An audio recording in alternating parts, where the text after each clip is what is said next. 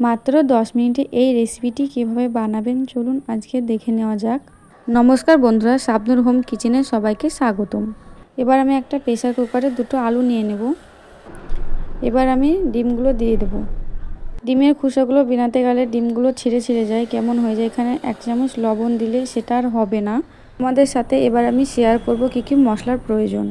জিরি বেটে নেবেন, পেঁয়াজ বেটে নেবেন, আদা রসুন বেটে নেবেন, একটা গোটা টমেটো লাগবে আর একটা কুচনো পেঁয়াজ লাগবে। আমার ডিমগুলো সিদ্ধ হয়ে গেছে। এবার আমি ডিমগুলো বিনিয়ে নিয়ে একটা চাকু দিয়ে কেটে নেব, যাতে মশলাগুলো ভালো করে ঢুকে। ডিমের ভিতরে মশলাগুলো ঢুকলে ভালো লাগবে খেতে।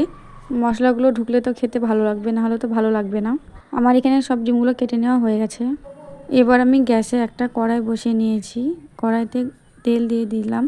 তেলটা গরম হয়ে গেলে এখানে আমি অ্যাড করব সামান্য পরিমাণের হলুদ।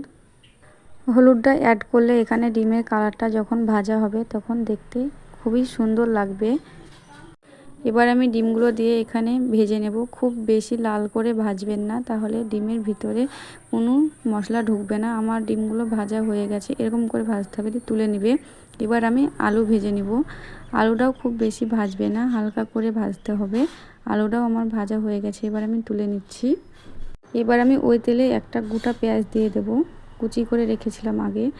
এবার আদা রসুন বাটাটা দিয়ে দেব। এবার আমি আদা রসুন বাটাটা দিয়ে ভালো করে কষিয়ে নেব, নাহলে একটা কেমন গন্ধ করবে।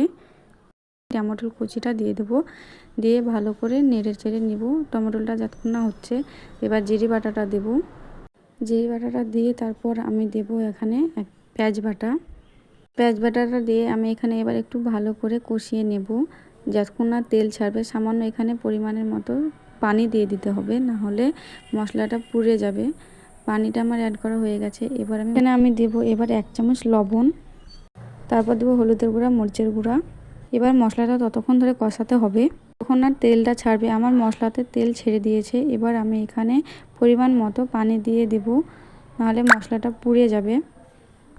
আপনারা কেমন ঝোল রাখতে চান সেরকম অনুযায়ী পানিটা দিয়ে দিবেন। আমি আমার মতো পানিটা দিয়ে দিয়েছি। এবার আমি এখানে ডিম আলুটা দিয়ে দেব। এখানে ডিম আলুটি একটু ভালো করে ঝোলের সাথে মিশিয়ে নেবেন। 10 মিনিট মতো একটা ঢাকনা দিয়ে ঢেকে দিবেন।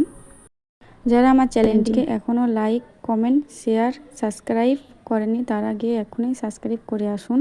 আমি এখানে 3টে কাঁচামরিচ চিড়ে রেখেছিলাম, এগুলো দিয়ে দিলাম। এখানে আমি নেড়ে চেড়ে এবার একটু আমি সামান্য লাস্টে জিরে গুঁড়া দেবো। জিরে গুঁড়া দিয়ে আমি নামিয়ে নিয়েছি। দেখুন কত সুন্দর কালারটা এসেছে। যারা ইউটিউব থেকে দেখছেন তারা একটা সাবস্ক্রাইব করবেন, এবং যারা ফেসবুক থেকে দেখছেন তারা একটা ফলো করবেন। সবাই ভালো থাকবেন, সুস্থ থাকবেন। আল্লাহ হাফেজ।